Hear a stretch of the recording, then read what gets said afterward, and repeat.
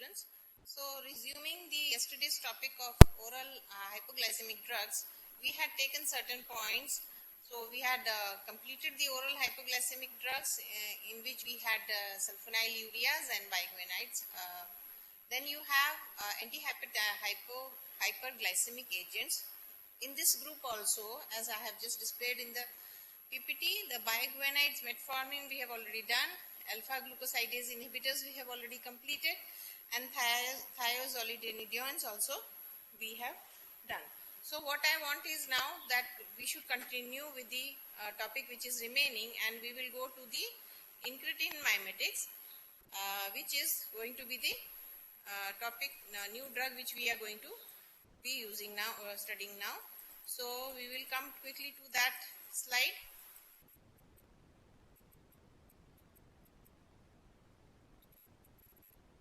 So incretin mimetics are the drugs which are working at the GLP-1 receptor as GLP-1 receptor agonist. So what is incretin? Incretin is a group of hormone that includes the glucagon-like peptide. It also includes the glucose-dependent insulinotropic polypeptide, that is GLP-1 and GIP. And what is its importance? Where it is released, how it is working. So it is released after a meal, and where?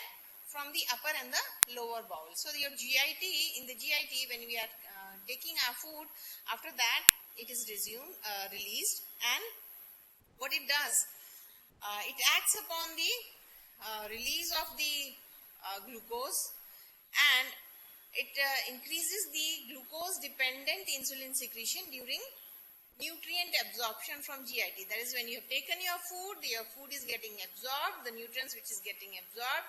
So at that moment specifically, the incretins, that is the glucagon-like peptide and the glucose-dependent insulinotropic polypeptide, will cause the increase in the secretion of insulin when the absorption is getting on from the GIT. So your glucagon-like peptide GLP-1 is a prominent insulinotropic incretin, and duration of action is very short because it's a short acting one, only for 1 to 2 minutes, and this GLP-1 is metabolized very quickly by dipeptidyl peptidase 4, that is DPP4 enzyme. So when we want to prolong the life of the GLP-1, then we have to block this enzyme. So we have a group of anti-hyperglycemic agents, which is DPP4 inhibitor. So that is another group, and one is we want to increase the action of GLP-1, so GLP-1 receptor agonist. Okay. Now GLP-1 receptor agonist, what are the important points regarding this? What they do? These drugs increase the insulin secretion from the beta cells of the pancreas. They decrease the glucagon release. They also decrease the rate of nutrient absorption by decreasing or delaying the gastric emptying, and they decrease the appetite also. This they do by acting at the level of hypothalamus. So when they decrease the appetite, the nutrient absorbed and received is also reduced, then naturally it will reduce the weight also. And GLP-1 receptor agonist can be used alone, and it can be used along with metformin or a sulfonylurea in resistant type 2 diabetes mellitus. So you call it GLP-1 analogs or GLP-1 agonist. The drug in this group is, first drug is exenatide. Exenatide is a long-acting GLP-1 analog. If you remember, GLP-1 has a very short action for 1 or 2 minutes only. So exenatide is long-acting GLP-1 analog. How it becomes long-acting? Because it is resistant to DPP4 degradation. As I said in the last slide, that dipeptidyl peptidase 4, DPP4 enzyme is the enzyme which metabolizes it quickly, GLP-1. So dipeptidyl peptidase DPP4 is the enzyme which degrades it, and exenatide is the drug which is resistant to degradation by this enzyme. So exenatide, how it is obtained? It is obtained from this organism, salivary gland venom of Gila monster, and it is a potent agonist at GLP-1 receptor. So we can call it incretin mimetic because GLP-1 receptor is incretin, and this drug is orally inactive. Although in the start of the two lecture series, I had said that we are talking about oral hypoglycemic drugs, but in that again we went into two categories. One was oral hypoglycemic and one was anti-hyperglycemic. So in the anti-hyperglycemic, most of the drugs are orally given, but then GLP-1 analog or incretin mimetics, these are the drugs which are given by subcutaneous route and not orally. They are inactive orally and they are given in a dose of 5 to 10 microgram twice daily, and when it has to be given 30 to 60 minutes before meal. Another drug of this group is liraglutide. Liraglutide is also long-acting synthetic GLP-1 analog, and it has homology with the native GLP-1 with 97%, and peak level is obtained in 8 to 12 hours and elimination half-life is 13 hours. And since it is a long-acting, so prolonged half-life permits its once daily dosing. What are the adverse effects of incretin mimetics? Liraglutide, you have nausea, anorexia, because it is decreasing the appetite. So how it is decreased? The patient will become anorexic. The patient might have diarrhea. Rarely the patient might suffer from necrotizing pancreatitis. The good thing about it is that it reduces only the post-meal glucose rise. So anti-hyperglycemic action is there. It is not hypoglycemic action, that even the normal glucose level gets decreased. So only when there is post-meal hyperglycemia, it reduces the post-meal glucose. And when it is used with sulfonylurea, that is not alone, but along with the sulfonylurea, then there can be hypoglycemia precipitation. Now the next group is peptidase 4 inhibitors. As you know, it is inhibiting the GLP-1. Inactivates the GLP-1. This group of drug is active orally. So we are talking about selective inhibitors of dipeptidyl peptidase 4 enzyme, which inactivates GLP-1 enzyme. So when it is not able to inactivate GLP-1, this enzyme is inhibited, what will happen? This GLP-1 level will be increased. And not increased only, the levels are going to be more than double the levels which they had originally, and action also becomes prolonged. So what are the drugs which are falling under this DPP4 inhibitors, dipeptidyl peptidase inhibitors? You have sitagliptin, you have vildagliptin, you have saxagliptin, and you have teneligliptin, then you have linagliptin, and you have alogliptin. All these are to be given before meals, before major meals. How does this group of drug, dipeptidyl peptidase 4 inhibitors, act? So their mechanism of action is by increasing the secretion of insulin, which is mostly postprandially. So it increases the insulin secretion and boosts the postprandial release of insulin. Then it can decrease the glucagon release, and it can decrease the meal time as well as the fasting glucose in type 2 diabetes mellitus. And half-life is longer, and this drug can also be used with metformin and or sulfonylurea for which type of diabetes? Obviously, resistant type 2 diabetes patients. What are the adverse effects? It causes nasopharyngitis and coughs. The reason could be that the level of the substance P increases, because this substance P is also a substrate for the dipeptidyl peptidase 4 enzyme, and since we have inhibited this, so the substance 4 level increases, and thereby this leads to nasopharyngitis and cough. Other than this, we have GIT distress and diarrhea, nausea, rashes and allergic reactions. Coming to the serious adverse effects, patient can have angioedema, exfoliative dermatitis and edema. Rarely the patient can go into hypoglycemia, but only when they are used with sulfonylurea or with insulin. So GLP-1, why this we are saying that it is rarely hypoglycemic? Because the drug is DPP-4 inhibitor.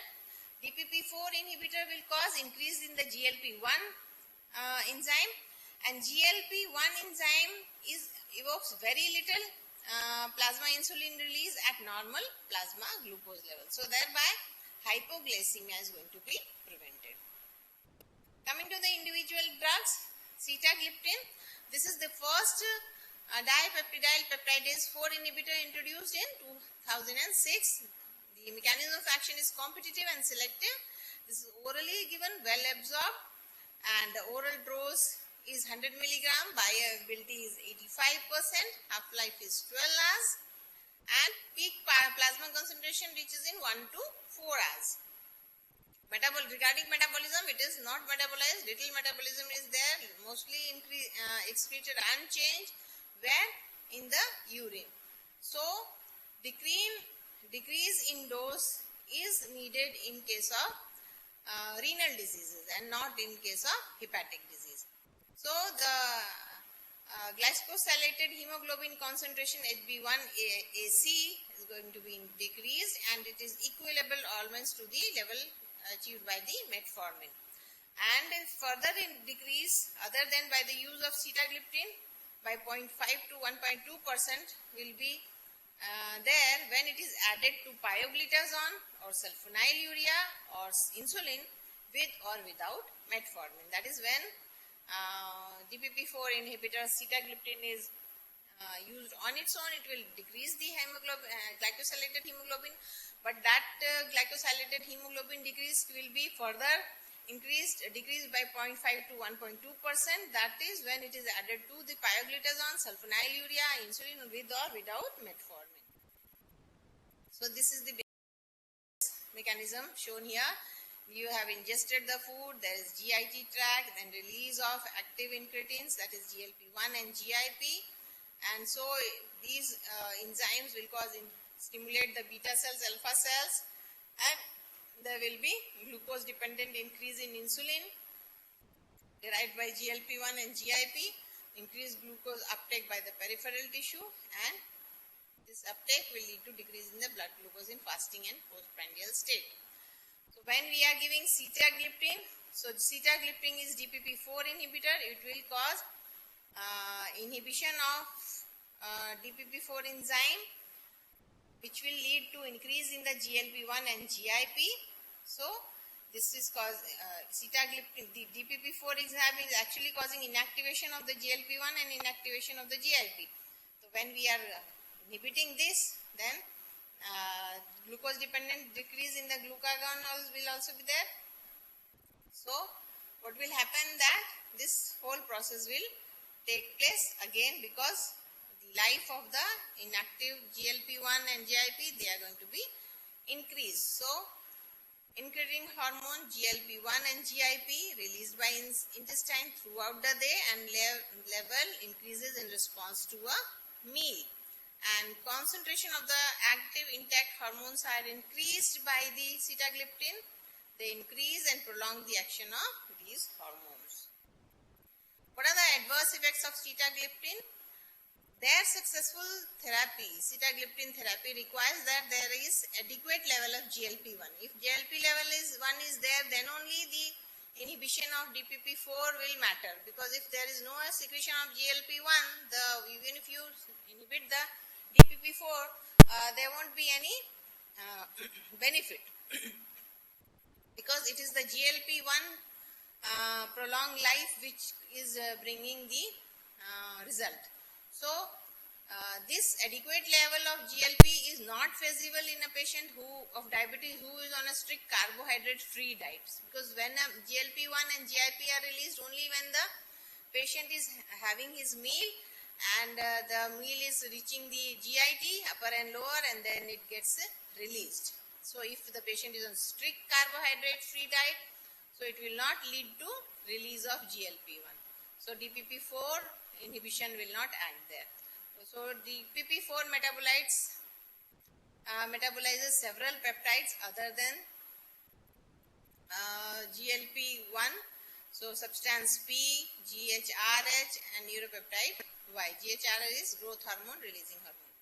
So, clinical impact of substance P metabolism is now known that it leads to nasopharyngitis and cough, but the impact of GHRH and neuropeptide Y is still awaited.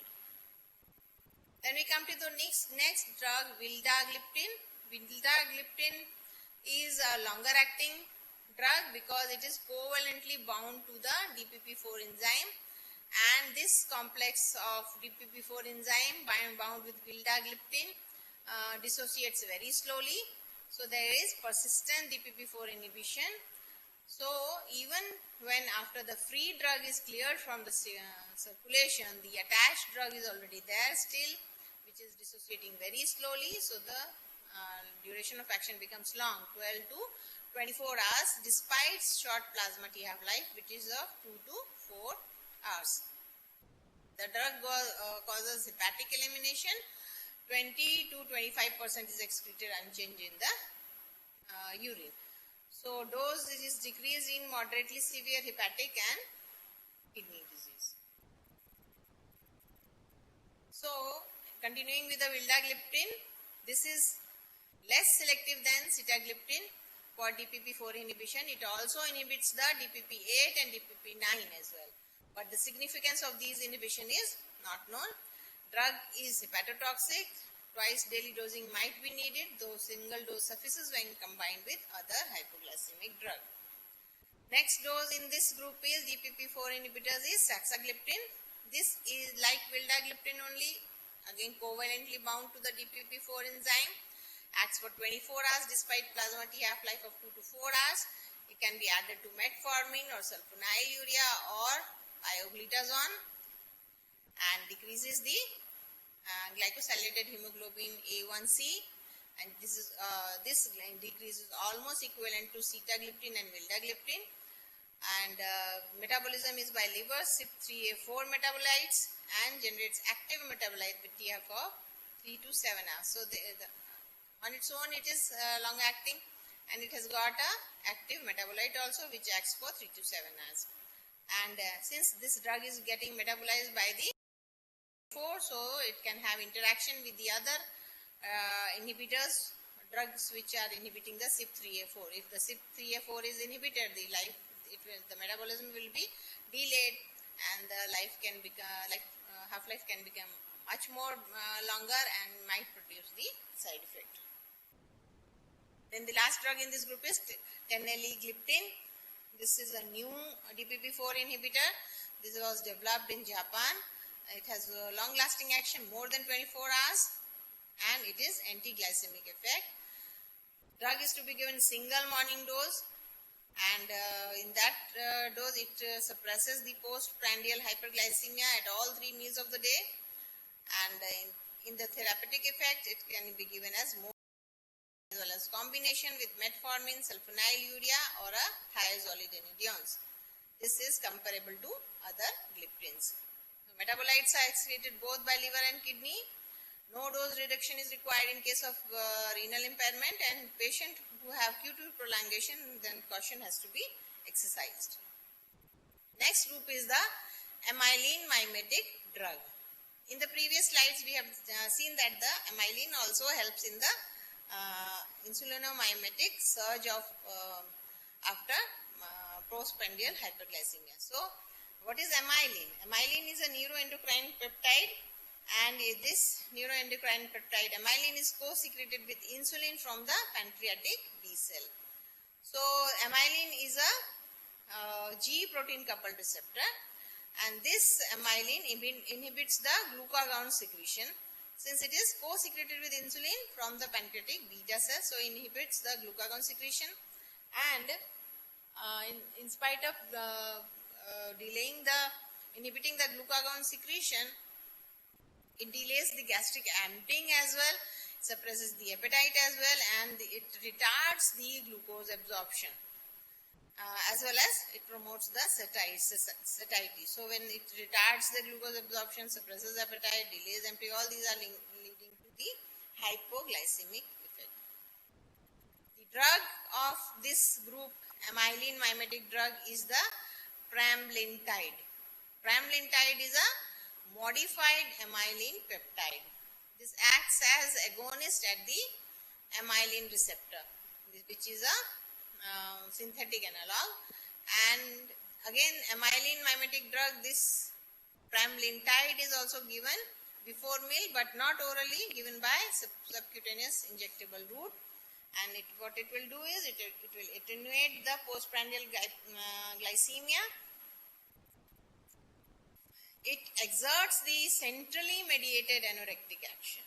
The action is centrally mediated, and it can be supplemented at meal time when we inject insulin, and when the injected insulin alone postprandial hypoglycemic peak, and this can be amylin mimetic drugs can be given in both type 1 and type 2 diabetics. Obviously insulin is given in type 1 also, so if it is proving inadequate the dose, we can add a pramlintide amylin mimetic drug. What are the adverse effects of amylin mimetic drug pramlintide? Drug is given as monotherapy. When it is given by monotherapy, there is no hypoglycemia, but when it is combined with insulin, it can cause hypoglycemia. It causes loss of appetite, there is nausea and vomiting, there is diarrhea, there is headache, and there is reduction in body weight, which is the additional benefit in obese diabetics. The next group is the sodium glucose cotransporter 2 inhibitors. These drugs are approved from this group. They are dapagliflozin, canagliflozin, empagliflozin, and some of the drugs are still awaiting approval. There are two of them, sergliflozin and riboflavin. The active drugs approved drugs are dapagliflozin, canagliflozin and empagliflozin. So how does this sodium glucose cotransporter 2 inhibitors act? So this sodium glucose cotransporter 2 causes reabsorption of the glucose from the proximal tubules, in the glomerulus, kidney.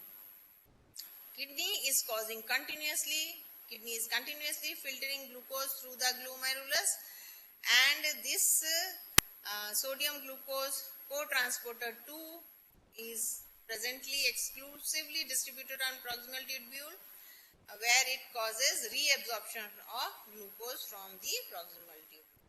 So when we inhibit the sodium glucose cotransporter 2, there is increased glucose excretion in the urine, because SGLT2 present in the proximal tubule causes reabsorption of glucose from the proximal tubule. So when you inhibit it, there is increase in the glucose excretion in the urine, because there is decreased amount of glucose reabsorption from the proximal tubule. So let us look at the advantages of this group of drug, SGLT2 inhibitor.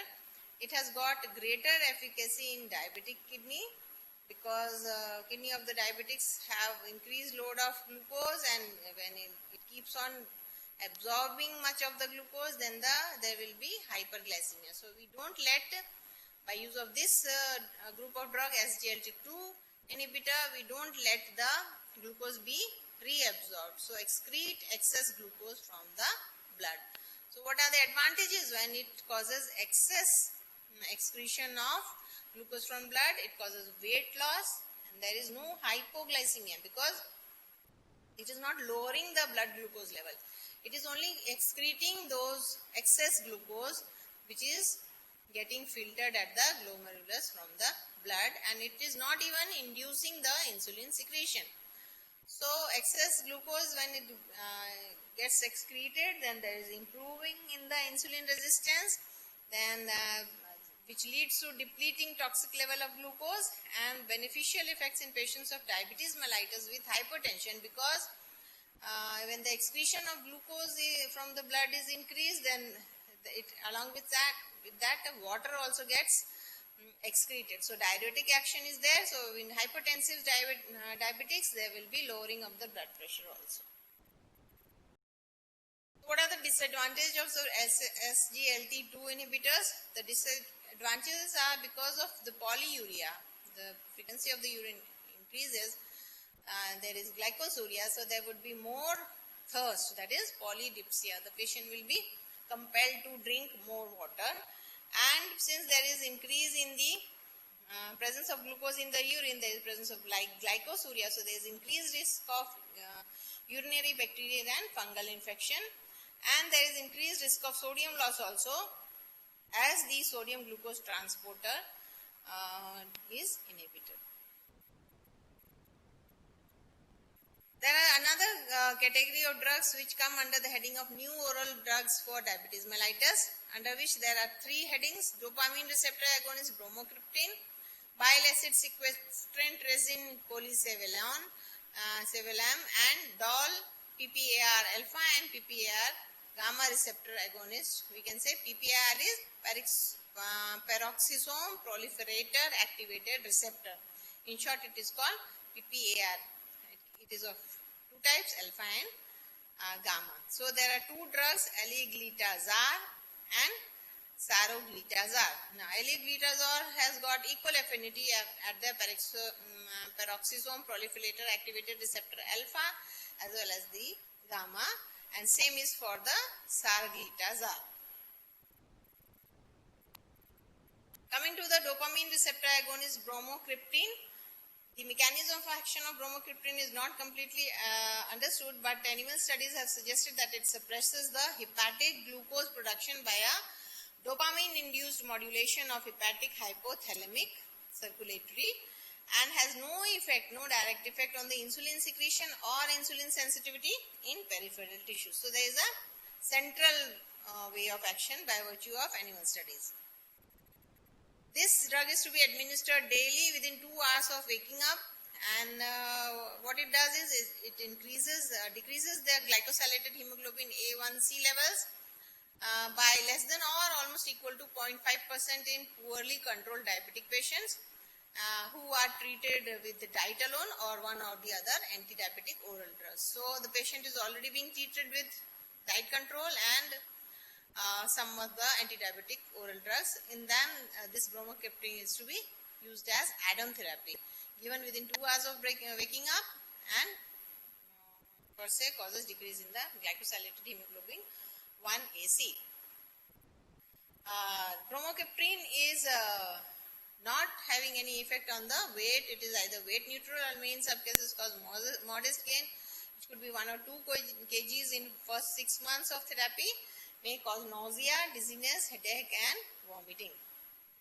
The next group of new drugs is bile acid sequestrant resins. The drug is polycevalam. Polycevalam is a bile acid binding cholesterol lowering agent. This is recently approved as anti-hyperglycemic agent, and the studies have observed that it lowers the glycosylated hemoglobin 1AC concentration by 0.3 to 0.5%. And where it is to be given, advocated in the patients with type 2 diabetes mellitus, which are again here also on other medications, and who have not achieved adequate control with diet and exercise. So already patients are taking adequate diet control, exercising, and having some medication also. So this colesevelam is add-on therapy. What is the mechanism of action? It is suggested that it is involved in interruption of enterohepatic circulation of bile. What it does is the bile decreases bile causes decrease in the farnesoid X receptor activation. So the bile acid is natural ligand of farnesoid X receptor, which is a nuclear receptor. So this bile acid will affect the bile acid cholesterol and glucose metabolism, and this could be indirectly related to altered G protein coupled membrane receptor TGR5. Now TGR5 is Takeda G protein receptor 5. This is also known as G protein coupled bile acid receptor 1 or membrane bile acid receptor. This is present on the intestinal mucous surface, and this results in an increased secretion of GPL1 or other incretin and an inhibition of hepatic glucogenolysis. So this drug is again contraindicated in patients of bowel obstructions, and adverse effects is nausea, dyspepsia, and constipation. The third and the last group will be DOL PPAR alpha and PPAR gamma receptor agonist. These are the novel class of agents. They are acting as balanced agonists both on the PPAR alpha as well as the gamma. PPAR, as I said earlier also, peroxisome proliferator activated receptors. So the two drugs are aleglitazar and saroglitazar. So where they act as agonists at PPAR alpha. They are like fibrates, they target the lipid level, they improve the dyslipidemia as well. The agonist action at PPAR gamma is like glitazone, they target glucose level. The PPAR alpha will act like fibrate and target the lipid levels, improve the dyslipidemia. An agonist action at PPAR gamma will act like glitazones and target the glucose level. So they will improve the peripheral glucose sensitivity and glycemic index in diabetes. What are the oral doses? Aleglitazar is 150 to 600 microgram per day, and saroglitazar is 2 to 4 milligram per day, both orally. These both agents demonstrate dose-related clinically meaningful effect in glycemic parameters. They reduce the glycosylated hemoglobin A1C by 0.6 to 0.8% compared to the placebo, and they had a beneficial effect on the lipid level as well, which is the multiple predictor of cardiovascular risk factor. So they are very good drugs. The adverse effects are weight gain, concern of heart failure, bone fracture, especially when increased doses with aleglitazar is given. So this comes to the end of the topic. We have all taken care of the drugs, oral hypoglycemic drugs as well as the anti-hyperglycemic drugs. So what is the status of oral antidiabetics in diabetes mellitus? So the oral antidiabetics are indicated only in type 2 diabetes mellitus in addition to diet and exercise. They are most effective in such patients who by age are more than 40 years at onset of disease, and at the time of presentation they are obese, and the duration of disease is not very long. It is less than 5 years when starting the treatment. The fasting blood level should also be less than 200 milligram deciliter, and the insulin requirement should be less than 40 units per day. And there should be no history of ketoacidosis or no ketoacidosis or any other complication. So what is the status of oral anti-diabetics in diabetes mellitus? 50% of patients of type 2 diabetes mellitus initially treated with oral anti-diabetics ultimately require the insulin. And when this requirement of insulin arises, when a diabetic on oral anti-diabetic presents with infection, severe trauma or stress, when there is a diabetic with pregnancy, when there is a diabetic with ketoacidosis, and there is any other complication, when the diabetic has to be operated upon, all these situations will lead to a patient on oral anti-diabetic drug or anti-hyperglycemic drug to be switched over to insulin. So this is the how we manage the patient. Let's see that how you manage. There is a new patient of diabetes mellitus. It can be a type 1 patient or a type 2 patient. So in the type 1 patient, what you do is you control the diet and you put the patient on insulin. So if both these two are taken care of, the type 1 diabetic might get controlled. In type 2 patients, again, what you do is you control the diabetes, you advise the patient to exercise and reduce the weight, and you put the patient on metformin unless and until it is contraindicated. So the outcome of these measures can be the patient's diabetes gets controlled. And there is another outcome which is uncontrolled. If it is uncontrolled, then also there are two scenarios. When it is uncontrolled but still it is uncomplicated, the patient is well nourished or slightly obese, then you can put the patient on metformin plus one of the drugs from the sulfonylurea group, meglitinide, or pioglitazone or DPP4 inhibitors, or alpha glycosidases. Then you can see that whether it is getting controlled or it is uncontrolled. If it gets controlled, then your task ends there. If it is still uncontrolled, then again what you do is metformin is still continued, and then instead of one drug, you give the two drugs from these groups. The scenario will be that the patient will have control of his diabetes, but then it can still be uncontrolled. So if it is still uncontrolled, then you have to put the patient on insulin. Along with that, or GLP-1 analog or metformin plus minus sulfonylurea, DPP4 inhibitors or alpha glycosidase inhibitors. In case of uncontrolled, we have talked about the uncomplicated. Here, if in uncontrolled type 2, if you have complicated, what is the complication? Severe underweight patient. Complication is present as severe underweight complication present, pregnancy is there, infection is there, surgery is there. Then what you do is you put the patient directly on the insulin plus or minus metformin, and then it gets controlled. Okay, so this is the flow chart of how you manage the patients of diabetes mellitus, whether it is type 1 or it is the type 2. So how can you use the oral agents to optimize the glycemic control? So in conclusion, we can say that choice of oral agents needs to be matched with patient's characteristics, whether the patient is thin or versus obese, as well as the concurrent medical issues like there is a renal problem, there is a hepatic problem, there is a what is the cardiopulmonary status. Diabetes is a progressive disease and it will require an increasing number of agents and or addition of insulin as duration of diabetes increases. Each oral agent can only improve glycosylated hemoglobin 1AC a maximum of 2%. So if poor control persists on multiple agents, again you have to switch the patient to insulin. What is the status of use of insulin in type 2 diabetes? When glycemic control deteriorates, despite a combination of oral agents, you have to give the patient insulin. Whenever there is a surgery in patient with type 2 diabetes mellitus, transiently you can shift the patient to insulin, and then after the episode is over and taken care of, then it can come back to the oral. And when the patient is in pregnancy. So this ends the topic. These are the references I have taken.